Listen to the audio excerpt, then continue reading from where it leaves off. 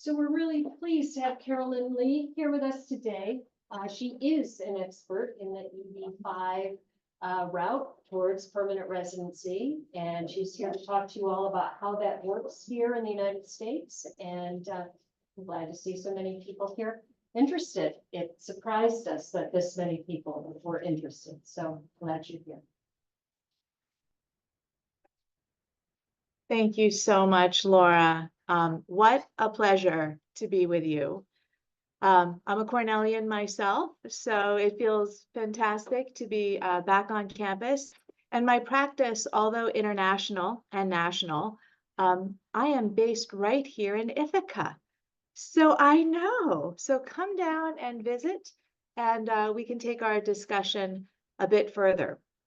So as Laura mentioned, I'm going to be talking to you today about the EB-5 route to U.S. permanent residency. And we're also going to cover a couple of other visa categories as well, touching on investment immigration. And I'm really excited because this is a really good time to be talking to students about alternative green card and immigration options. I think we're very focused on the traditional path, which is tried and true, OPT to H-1B to I-140 employment-based green card. And so this is an alternative for you to just keep in mind and have in your toolbox as you assess the possibilities of U.S. immigration more generally and broadly. I am an attorney, so I've got to start with a bit of a disclaimer. This is informational only and not attorney and not advice. And it doesn't create an attorney-client relationship, which can only be created with a signed engagement letter with my firm. The presentation is informational and it's promotional, and so we deem it to be attorney advertising. Topics. So I'm going to go into a bit more depth, introducing myself and my practice in this space.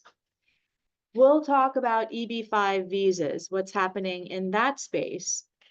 We'll talk about the E2 visa, which is a sister visa category to the EB-5, if you will, on the non-immigrant or the temporary side. EB-5 is the green card permanent side of this equation. We're also going to touch on the L1A and EB-1C based green card and non-immigrant work options as well. These are a little bit more exotic, and they're premised on potential work experience that you may have had abroad before starting at Cornell and possibly after you complete your studies at Cornell, and how you might be able to qualify for an L1A visa based on that experience. And then we'll open the floor to questions. All right, so about myself.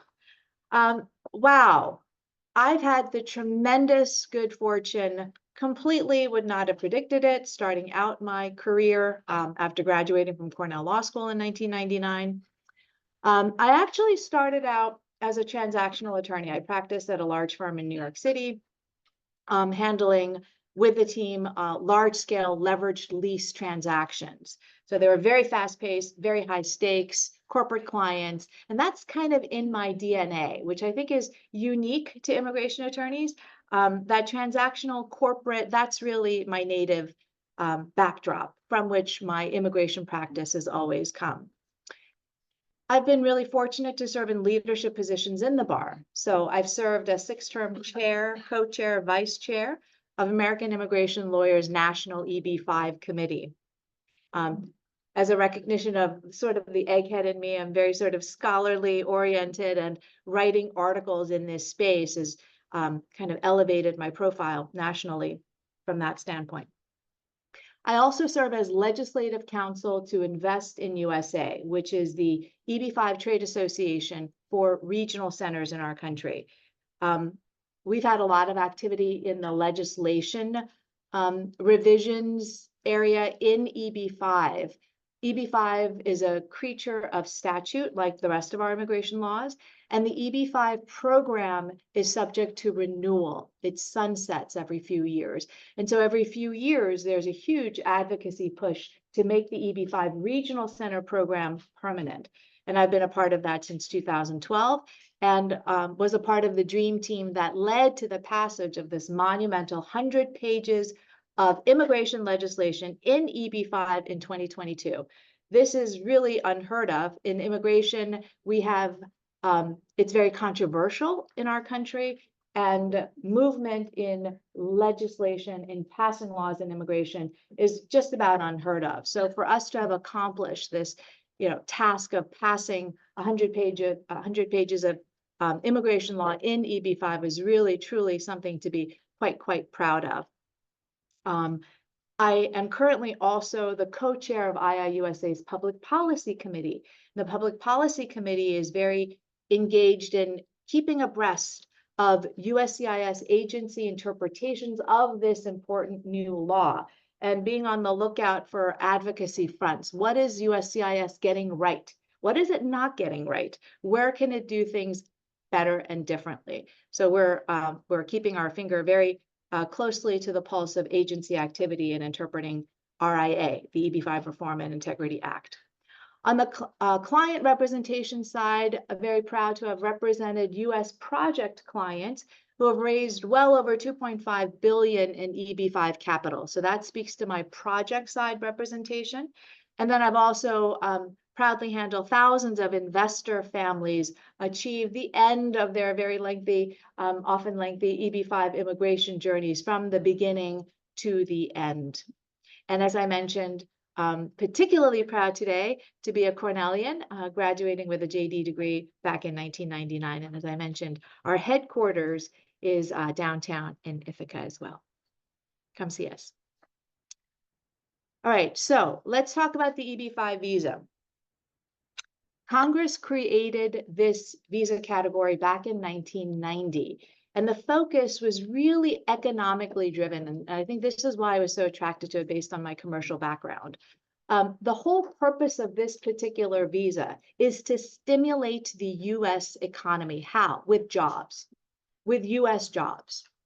A foreign investor must make his or her investment into a US enterprise that is going to create at least 10 full-time jobs for US workers. As I mentioned, we have the new EB-5 Reform and Integrity Act of 2022, the RIA or RIA, and the RIA brought sweeping changes and improvements to the EB-5 program. It's brought greater oversight to the EB-5 Regional Center program. Regional centers are more heavily regulated. There's greater oversight over their activities from USCIS. There are higher levels of investor protections. As I mentioned, we have these renewals of the EB-5 Regional Center program every few years. And since the creation of the program, we never had real clarity on the investors who had invested while we were in the middle of trying to renew the law. There were, from time to time, these gaps. What about the thousands of investors and their family members? Well, now we have an answer. The RIA says, if you're an investor who invested in the EB-5 program, even if we have a lapse, even if there are pauses in reauthorization of the statute, you're okay. You're going to continue to get your cases processed by USCIS, which is huge. This is great.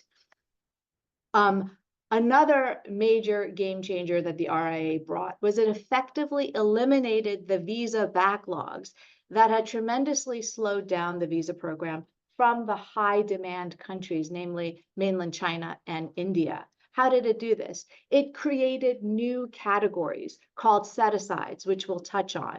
And so if investors are investing in these new visa categories, set-asides, rural projects, high unemployment area, infrastructure, there is no wait as yet. There's no visa wait as yet, but it's coming, and we'll touch on that. Another game changer the RIA, or RIA, as I affectionately call it, brought was concurrent processing. Whoa, talk about a game changer. And this affects all of you in a very positive way, potentially.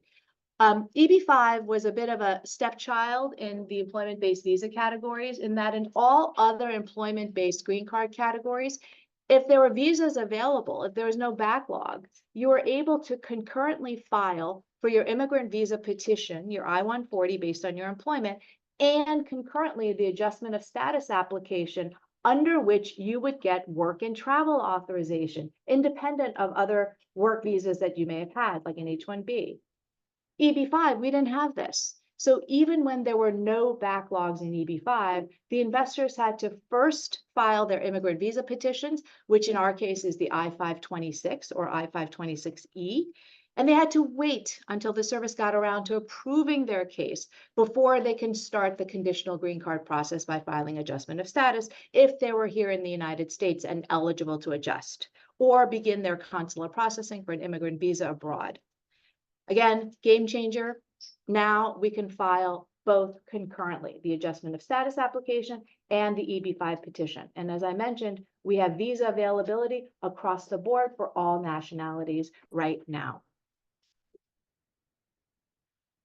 The EB-5 visa process in a nutshell, it's a multi-step endeavor. Step 1 is filing the EB-5 petition.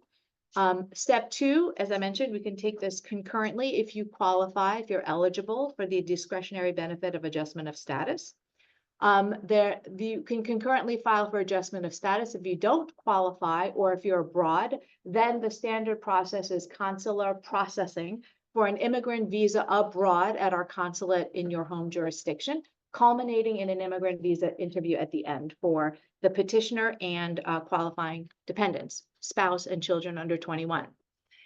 EB-5 is unique in that we also have a third step following the second step. In the employment-based categories in the I-140 context, you don't have this.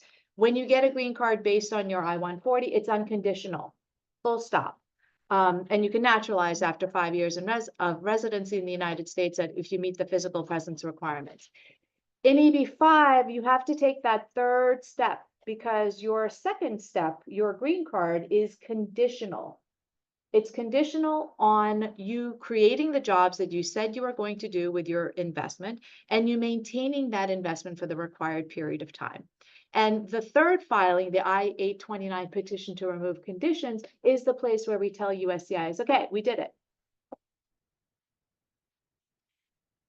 This is the visa process kind of played out kind of horizontally. And I omitted timeframes because they vary tremendously. And also it's very difficult to predict right now because we have a limited data set of how USCIS is performing under the new law. But I wanted to kind of lay out in a sequential manner what this process entails.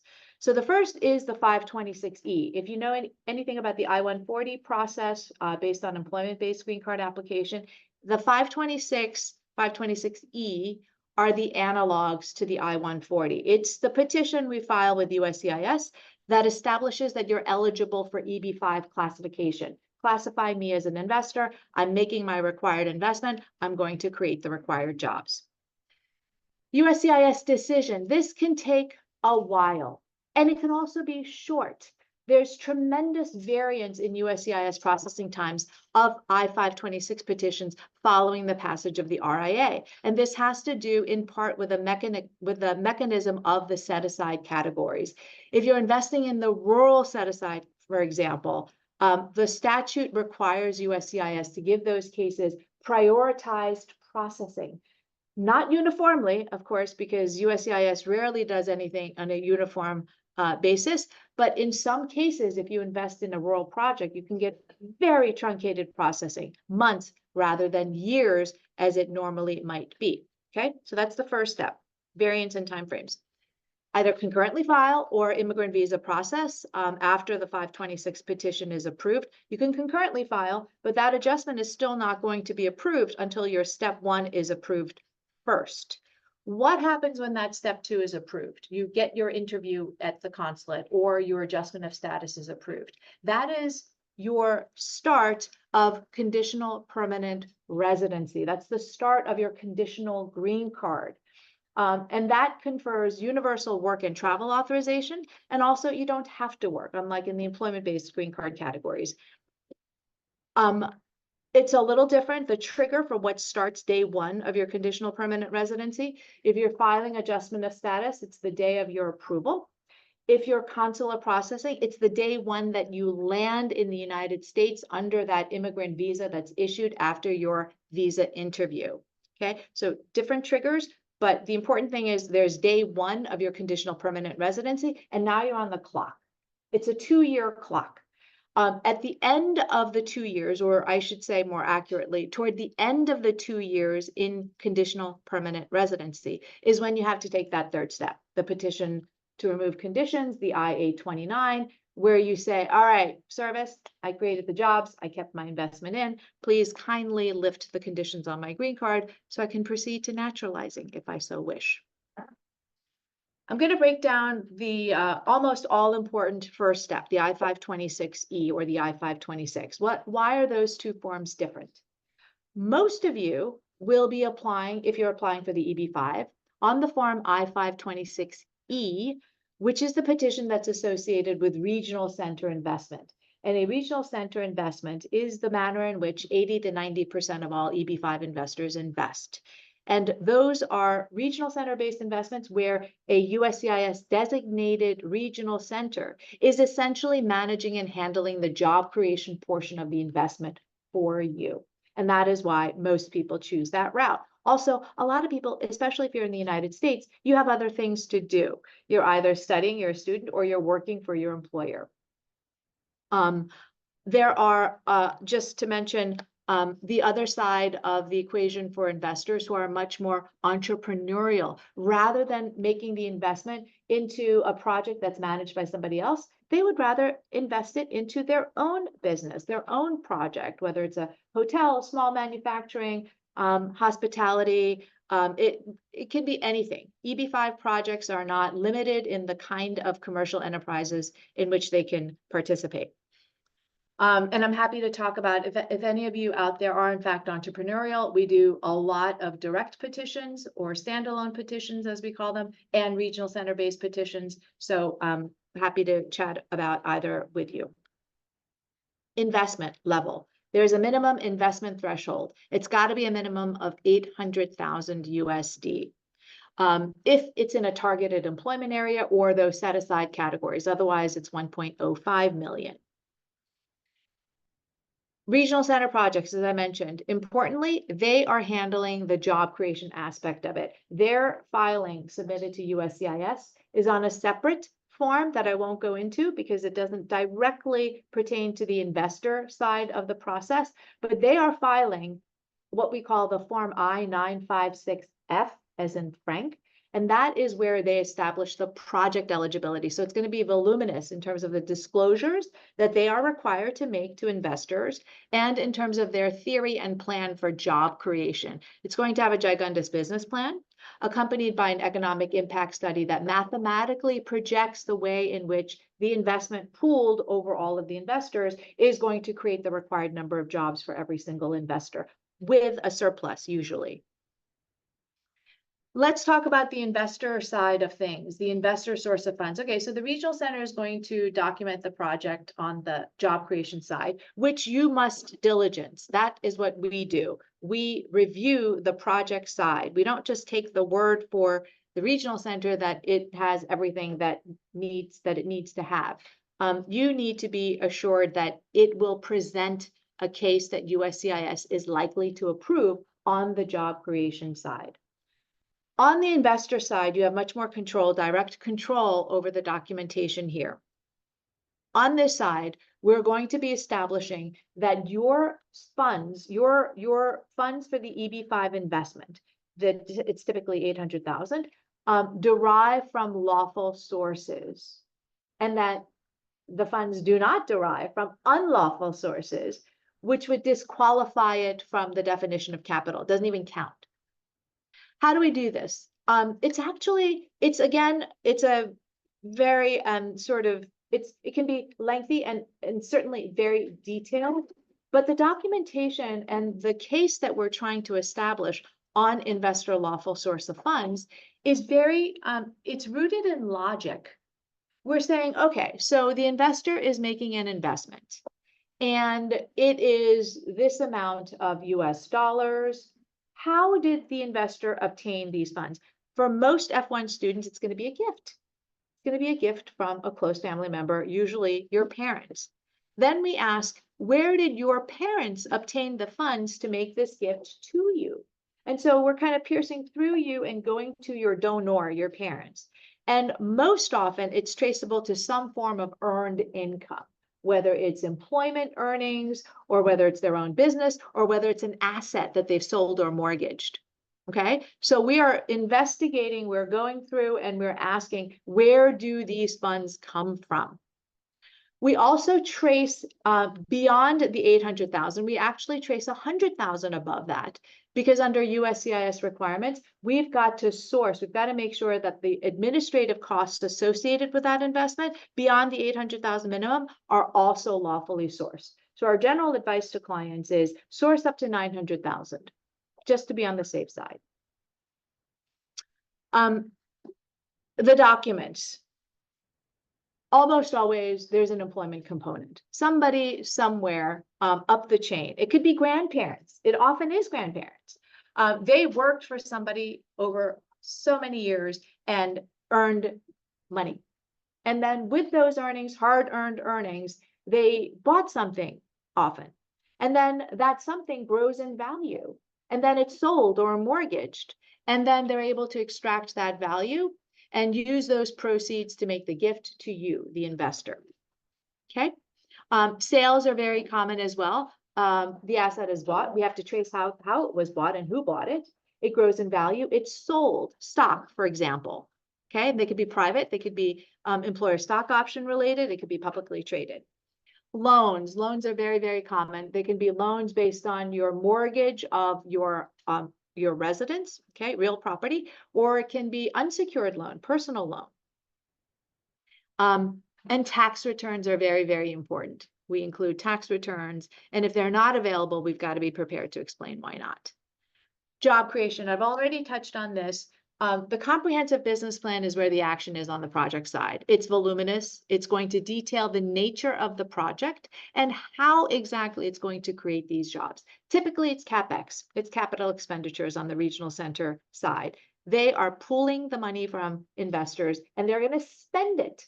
And expenditure of that capital, often pooled with other sources. There's bank debt, there's developer equity. So there's more cash going into that project usually than just investor capital. All of that counts. And they get judged through this model, economic impact analysis. It's an input-output study for any of you out there who are economists. And then there's the total job creation calculation that comes out at the end as the output.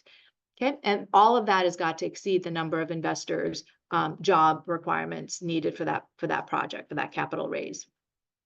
Direct EB-5.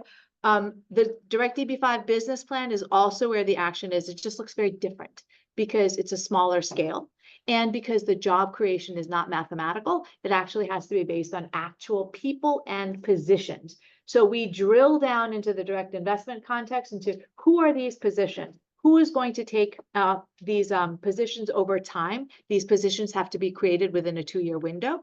And what is the rationale? Okay. How does this make sense with this particular business? Disclosure is very important. And so if you're going into an EB-5 regional center investment, they will give you a thick document called Private Placement Memorandum or the Offering Memorandum, where they are required to share with you the risks of investing in this particular product.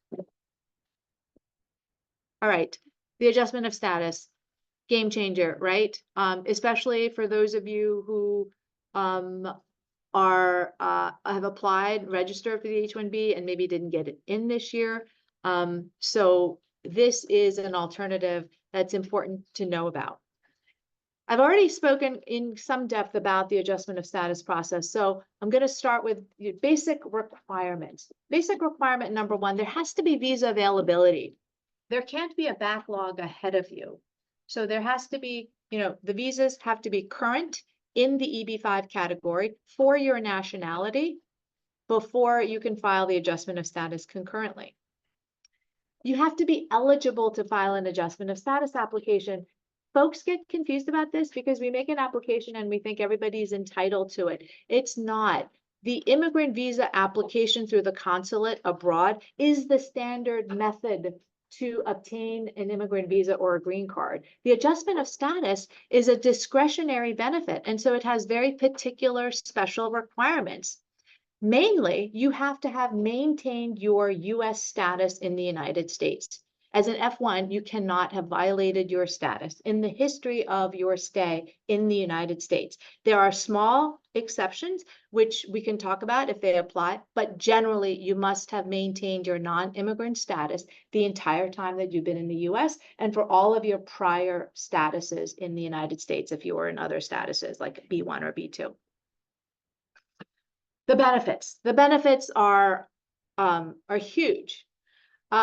There is an employment authorization document that one applies for with the adjustment of status application, as well as a travel permit called the advanced parole on a separate form. Many of you may be familiar with the EAD application on the form 765. It's the same form, different category. And as you may know, if you apply for an EAD through this program and it is approved, it's a 5-year approval, which is tremendous. This is one thing that I must say the service is doing right. Advanced parole, the travel, oops, sorry about that. The travel permit. Sometimes they come in a package in a combo card. The EAD and the advanced parole both valid for 5 years, which is super convenient. Sometimes it doesn't. And that is because the advanced parole is also a discretionary benefit. This is the service's interpretation. They believe that the EAD, they're required to issue if you meet the objective requirements. The advanced parole, their legal interpretation is they've got to evaluate case by case. And so there was a period in which not too long ago, these combo cards were coming fast and furious. Now they're separate. Sometimes they issue as combo cards. Other times they're separate as advanced parole documents and EADs. Both are valid for 5 years though.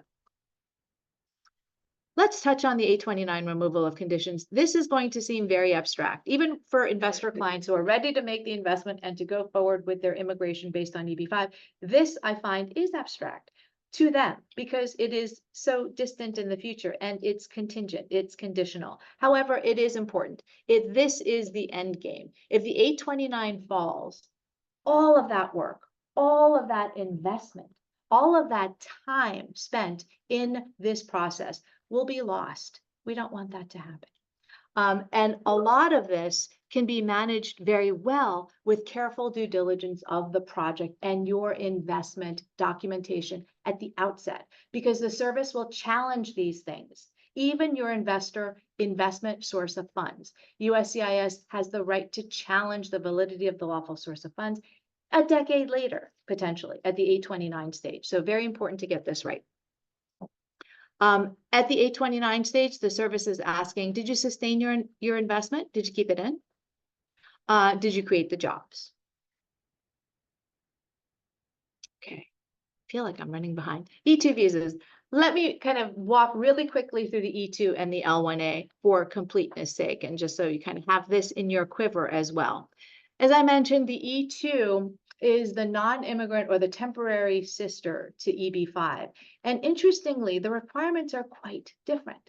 Let us start with the investment threshold. EB-5, statutory, cannot be below 800,000. E2, much more contextual. The standard is substantial investment. And what defines substantial? It's defined by the nature of the business. If it's a manufacturing plant, well, substantiality is going to be in the millions. If it's a tech startup, you need a machine and maybe a chair, then your substantial investment can be quite low. However, there is a rule of thumb here. It's 100,000. So if we're talking about an E2 investment that's under 100,000, we're in sort of a more risky presentation scenario. There has to be a treaty. That's also very, very different. The E2 visa is only available for those with whom the United States have a treaty of friendship or commerce. There are more than 80 countries around the world with whom we have a treaty, but it's not everybody. So that is fundamental. That's where we start our inquiry as to whether or not this visa might be right for you. For E2 investors, you have to have at least a 50% stake. Usually more is what I recommend, at least 51%, because the company also has to have the required treaty nationality. And the treaty nationality for a company, which is an entity, not a natural person, is determined by the nationality of the owners. So that's why we have to have at least 50% ownership by the treaty national. There is no job creation requirement. Again, super different. EB-5 is all about jobs. E2, no job creation requirement. However, your business, your E2 business, has to be commercial. It has to be operating. It has to be nearly tangible, which is difficult sometimes when we're talking about a startup venture. So this has to be carefully planned and presented. Business plan is what's common to both. Business plan is critical. They look very, very different. Mainly, the E2 business plan is very small. I mentioned that the EB-5 business plan is gigundous. E2 business plans must be truncated because there's a page limit that most consulates impose of around 70 pages. So you got to condense everything and still make your case. There's no sponsorship required. You don't need an employer.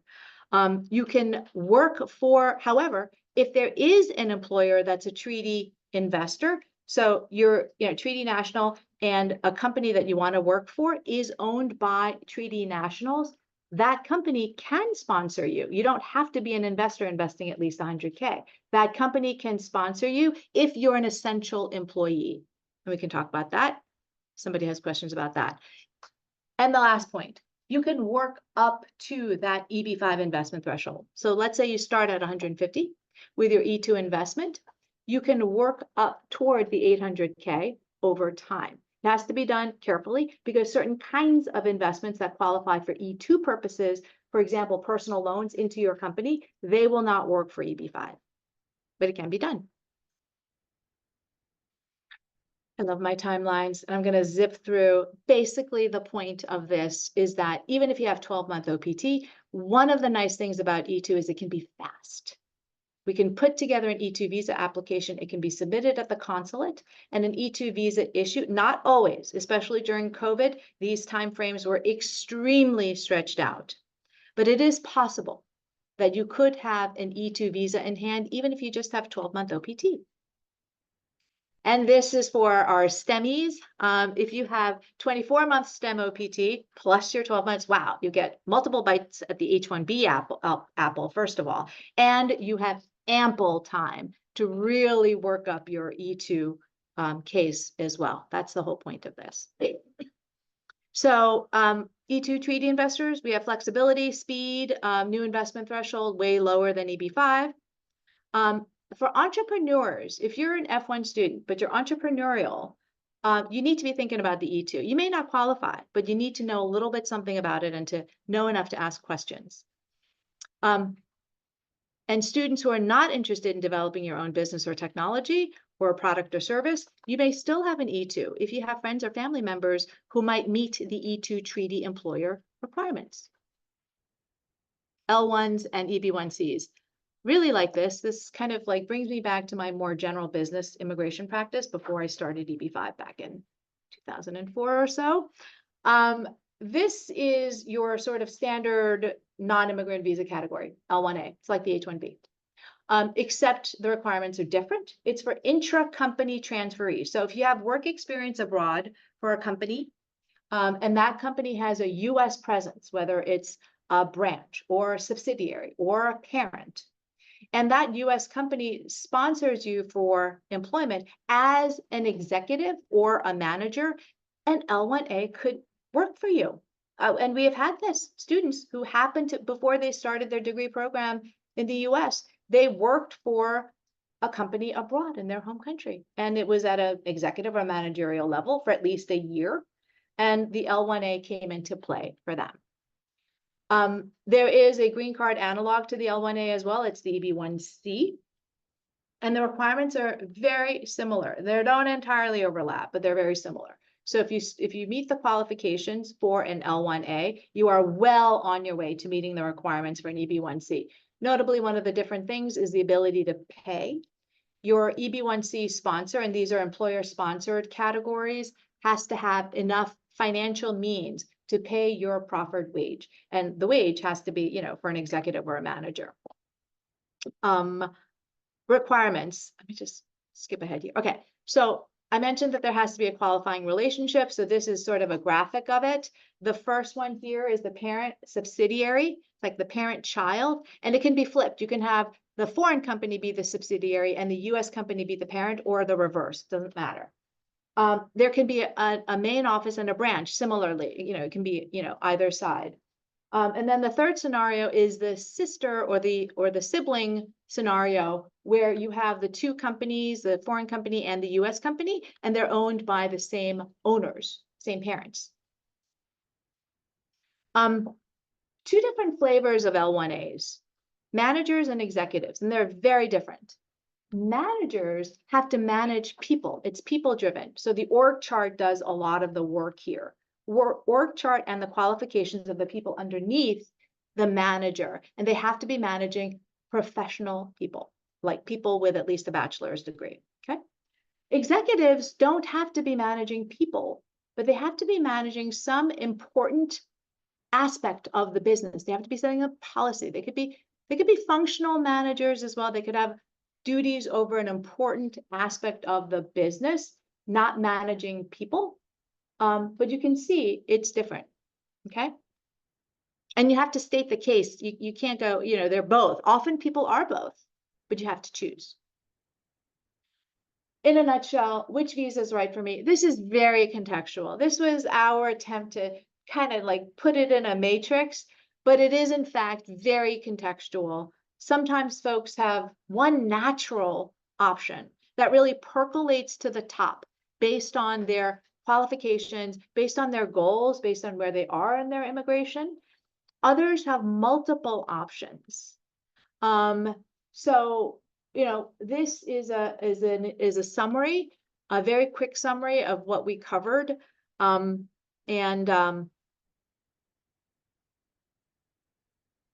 It's somewhat useful. I think it really is more about figuring out how these visa categories might speak to you in terms of where you are right now. Questions? Thank you so much for this insight. I have one quick question. Just thinking about the differences between E1 visa and E2 visa. Yes, E1s are for treaty traders. So you need the treaty to begin with, just like for the E2, but the E1 visa is premised on substantial trade. So if the US company is an export company, for example, classic, then the E1 treaty trader visa might be more appropriate. The E2 visa is more appropriate if you're talking about investment. Somebody is making an investment. They're putting capital into a US business. So it's sort of like a one-way transaction. Whereas trade is bilateral. So E1, quick following up questions. E1 visa case needs sponsorship from the company. Correct. You need an E1 treaty company.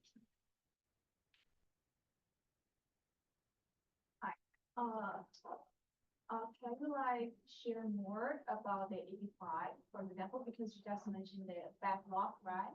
So, for example, because I'm considering the EB-5, so for both the rural area and the high unemployment area in the cities, so currently, which project you will prefer, and do you have any suggestions for that? That's a very, very good question. And a lot of it we start that discussion based on your country of nationality. If you are from Luxembourg or even South Korea, this is a less sensitive and weighty discussion than it is if you're from mainland China or India. That's because mainland China and Indian investors are high demand users of the EB-5 program. That means that there's a sensitivity to a visa backlog. Right now there isn't, but there will be for sure. It's coming, and it'll probably come pretty soon. I think in fiscal 2025, which starts October 1 of this year. So there is no answer. It's, we kind of have to evaluate this project by project. But generally, what's happening is so we have set-asides, as I mentioned. Oops. Okay, and so this is what qualifies you for 800K investment versus the 1.05. And within the set asides, you have rural. And you have high unemployment area. And you have this new exotic category infrastructure. Okay. Now, the set asides, I mentioned that we have new categories under the RIA. These set asides comprise 32%. It's all about numbers, gang. The set asides comprise 32% of the overall number of visas allocated to EB-5 annually. And that overall annual limit is about 10,000. It's actually a little less than that. This year is extraordinary. We have double that because we have carryover visas from the family-based category that came over into employment-based, doubling the numbers. Hence, all of the employment-based numbers just had an influx of excess numbers. So we have a lot more this year.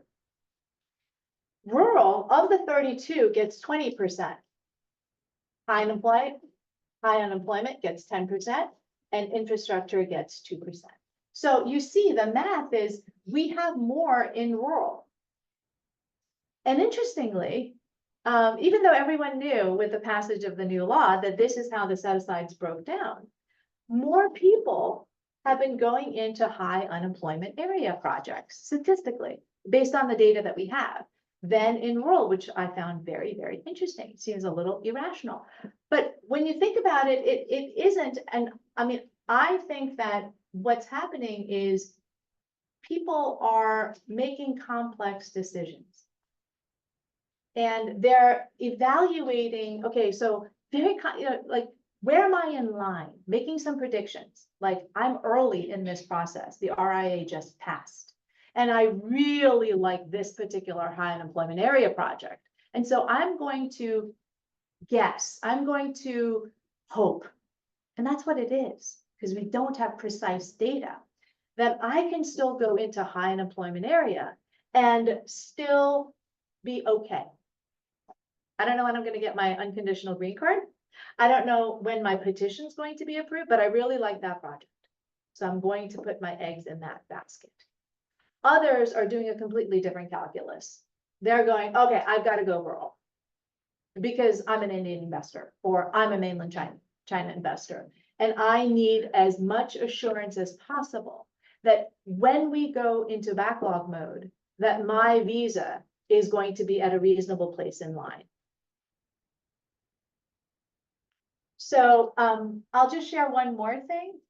Based on the data that we have, which is not, it's not recent. It cuts off, it starts April 2022 to November 2023 is the data that we have. So we don't have December to now. More in high unemployment than in rural. And so rural's got capacity based on that data. I do think that the release of that data has it's changed people's behavior. And I predict that we will have an equilibrium where there are going to be more people filling out rural and fewer people going into high unemployment. So the supply and demand is going to like get a little bit closer to matching each other. But right now we have more in rural.